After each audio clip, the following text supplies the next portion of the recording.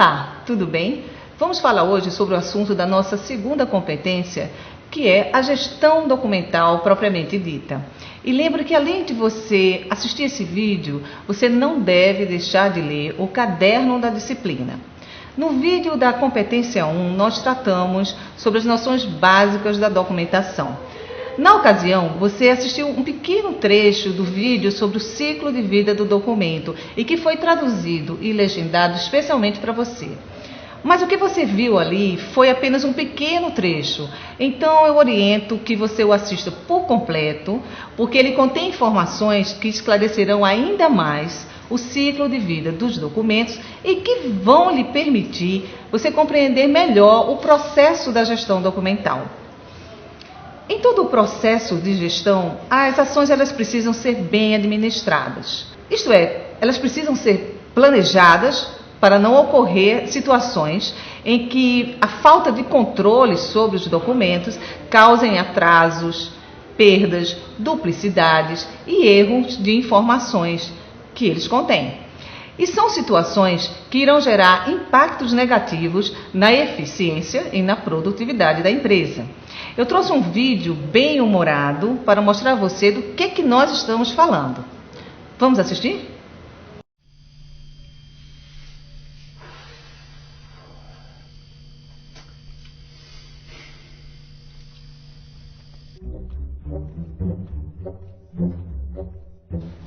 Let's add a comma there. You don't need a comma there. I don't need a comma there. Whatever. Let's give this to Marge so she can check the deliverables section. Heyo. You didn't save your own copy? Oh, come on. Marge made a few changes. Alright, file. Save as. Attach. Send. I think that was the old version, Tim. Dang.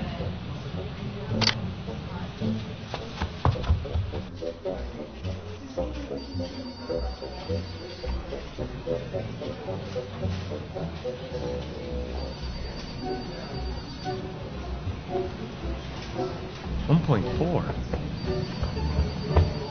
1.5? Wait. This can't be right.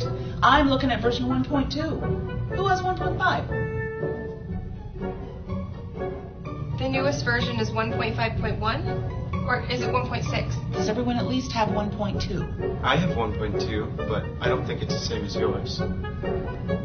Hello.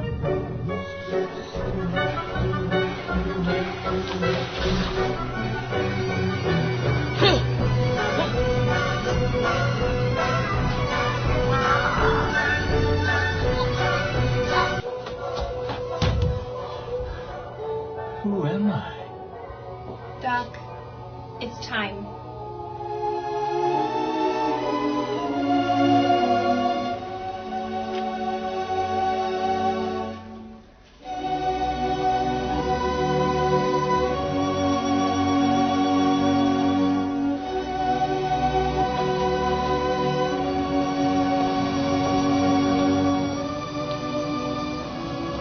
See you on the other side, old friend.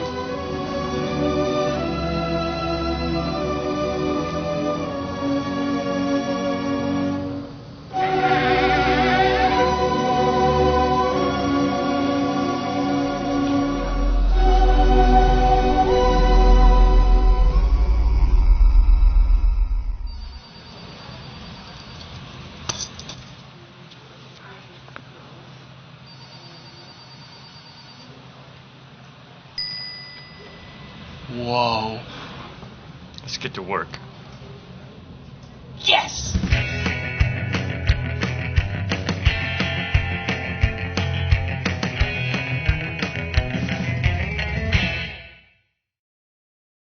Pois é, pelo que vimos, sem sombra de dúvida, se planejarmos as atividades das 3 fases do ciclo documental, ou seja, na produção, na utilização e na destinação do documento, não haverá dores de cabeça tanto para quem controla a documentação quanto para quem seja usuário dela. Quando possuímos metas, planos de ação definidos, objetivos e distribuição de responsabilidades e processos operacionais e administrativos, nós vamos ter grandes chances de sermos eficientes. E com isso, com os resultados desse planejamento, nós poderemos criar indicadores de qualidade que vão melhorar os processos. Para quem não lembra o que são indicadores de qualidade, eles são expressões numéricas, simbólicas ou verbais, empregadas para caracterizar atividades, fatos ou eventos em termos quantitativos e qualitativos, com o objetivo de determinar o seu valor. Os indicadores, eles ajudam a monitorar situações que devem ser mudadas, incentivadas ou potencializadas, desde o início de uma intervenção até o alcance do que foi pretendido e previsto como resultado. Pois bem, esses indicadores, eles são importantes informações para o planejamento documental. E sobre o planejamento propriamente dito, ele se constrói sobre uma série de providências e ações, tais como: primeiro, nós vamos elaborar um diagnóstico. Esse diagnóstico, ele contém o resultado do levantamento sobre a situação atual do arquivo da empresa e da produção documental dessa empresa. Nesse diagnóstico, identificamos o volume de entrada e os registros existentes dos documentos. Esses dados, eles vão nos permitir fazer reconhecimentos sobre o espaço físico que é destinado ao arquivo, para tomar decisões sobre sua guarda física, se ela continua na própria empresa ou se nós vamos precisar alugar espaços para ela, ou seja, vamos terceirizar essa atividade. Se ela fica na empresa, nós vamos ter que definir o uso de armários, se serão do tipo gaveta, se serão deslizantes, se vamos usar mapotecas, pastas suspensas, caixa-box, enfim. Vamos definir também itens de segurança para os locais da guarda dos arquivos e o uso de softwares, programas, de computador para o controle documental. Também nós vamos precisar que sejam desenvolvidas políticas de acesso e planos de contingência para evitar riscos aos documentos. Também no planejamento, temos que analisar a tramitação, a forma como esses documentos transitam na empresa e a sua forma de arquivamento, e nessa análise da tramitação, se não houver um plano de classificação, uma tabela de temporalidade, as políticas, as normas e manuais de procedimento, instruções de trabalho, enfim, um sistema normativo, nós vamos ter que criar isso sim. E, pasme você, muitas empresas não consideram isso importante. E isso é extremamente importante. Nós vamos também definir o uso de digitalizadores, aparelhos de microfilmagem, suporte digital para dados, repositórios virtuais e, sobretudo, super importante, os recursos humanos e os programas de capacitação que serão necessários. Para que você tenha uma noção dessas ações, eu separei uma reportagem muito interessante do programa Olhar Digital, sobre uma empresa prestadora de serviço na área da documentação.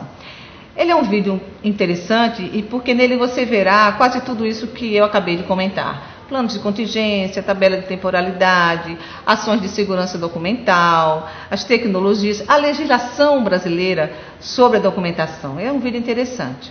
Vamos assistir? Muitas empresas decidiram: digitalizar todos os documentos é a melhor solução. E são muitas as vantagens. Ganha-se agilidade, é mais fácil fazer backup, dá para compartilhar muito mais rapidamente com funcionários. E é simples. Mas, por outro lado, a digitalização não resolve o problema das montanhas de papel exigidas pela legislação. E a história toda pode acabar virando mais custo que solução. Tire as suas conclusões. Se dependesse exclusivamente da tecnologia, este galpão repleto de documentos em papel certamente daria lugar a algo um pouco mais produtivo. Mas a realidade está longe de ser essa. Apesar de as soluções para a digitalização de documentos terem avançado bastante nos últimos anos, a burocracia e a falta de leis específicas no país ainda fazem com que montanhas de papéis como estas sejam arquivadas por muito e muito tempo. Esta empresa digitaliza em média 12 milhões de páginas por mês. Cada documento que chega aqui é identificado com um código de barras e digitalizado em scanners de escala industrial. Automaticamente esse documento sobe para o nosso servidor e aí cai num portal chamado Portal All Store, para que o cliente já tenha acesso imediato a essa documentação digitalizada. Apesar de todo o avanço, o último passo desse processo é para trás, pelo menos na nossa opinião, né? Depois de digitalizados, esses documentos são arquivados em caixas e colocados neste imenso galpão. Para evitar qualquer possibilidade de incêndio ou ameaça a essa papelada toda, o nível de segurança é altíssimo. Quando um documento original é solicitado, um funcionário precisa usar uma lanterna de LED para evitar qualquer tipo de aquecimento e procurá-lo, assim, ó, no escuro. Mais do que isso, essa empresa possui uma moderna sala-cofre para guardar mídias e os documentos ainda mais importantes de seus clientes. Nessa sala-cofre foi montada uma sala onde eu tenho paredes duplas com ferro no meio dentro destas paredes, eu tenho gás FM200, eu tenho sistema VESDA de controle, acesso por biometria, controle de temperatura e umidade. Qualquer coisa, se acontecer uma fumaça dentro dessa sala, por exemplo, os detectores detectam, soltam um gás que preenche essa sala em 5 segundos e apague qualquer fogo de incêndio que esteja acontecendo ali dentro. No Brasil, o ciclo de vida do papel ainda é extremamente longo, podendo ultrapassar os 30 anos. As leis são diferentes para cada tipo de documento. Por exemplo, documentos fiscais precisam ser guardados por pelo menos 5 anos. Contratos de financiamentos, 10 anos. Prontuário de funcionários de uma empresa, 25 anos. No fundo de garantia, por exemplo, eu sou obrigado a guardar documentos por 30 anos.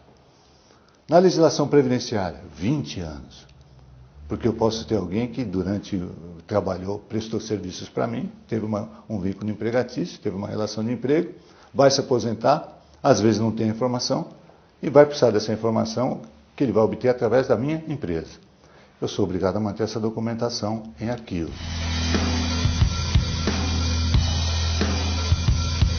Na visão do especialista, o que acontece é uma inversão de responsabilidades do governo para o contribuinte. Em vez de o órgão responsável fiscalizar, é sempre a empresa ou a pessoa física quem tem de comprovar sua inocência e quitação de dívidas. Claro, a tecnologia poderia ajudar e muito, mas para travar um pouco mais ainda a situação, no Brasil não há qualquer legislação que aceite documentos digitalizados como oficiais. Eu não posso gerar arquivos eletrônicos da minha própria documentação para mantê-las guardadas e eventualmente utilizá-las numa possível exigência em relação ao ente público, porque não há uma presunção de verdade se eu não mantiver esse documento na forma original para provar que aquele arquivo eletrônico foi gerado a partir de um documento original. Nos Estados Unidos, por exemplo, a situação é outra. Enquanto por aqui cabe ao juiz decidir se aceita ou não uma imagem digitalizada em um processo judicial, lá o maior prazo para guardar um documento é de 6 anos. Bem menos que os nossos 30, né? E sempre se parte do princípio de que quem prestou suas contas está falando a verdade. Porque o ordenamento lá é cumprido. Porque o contribuinte, se não tem medo, tem respeito, porque sabe a destinação dos impostos que arrecada, sabe qual é a finalidade daquilo que ele está pagando, sabe pelo menos da pátria que ele respeita, e por isso ele cumpre com todas as obrigações. Em contrapartida, a presunção da verdade está sempre do lado do contribuinte nas informações que ele presta. A digitalização, ainda que não possa ser usada legalmente, traz uma série de vantagens. Além de ganhar espaço físico no escritório, o acesso virtual ao documento é infinitamente mais rápido. E o documento digitalizado ainda pode ser acessado por mais de uma pessoa ao mesmo tempo. Mas, pelo visto, no Brasil, por mais retrógrado que pareça, a gente ainda vai continuar guardando papel por um bom tempo. Pois é, gente. Todos esses procedimentos e ações que vocês acabaram de assistir na reportagem lhe dão uma dimensão de como é a área da gestão documental para o mundo empresarial. Existem inúmeras outras ações que são relacionadas a esse tema, mas infelizmente o nosso tempo é curto e deixaremos para explorar essas ações em uma outra oportunidade. Então, desejo bons estudos para vocês e nos vemos em nosso próximo encontro.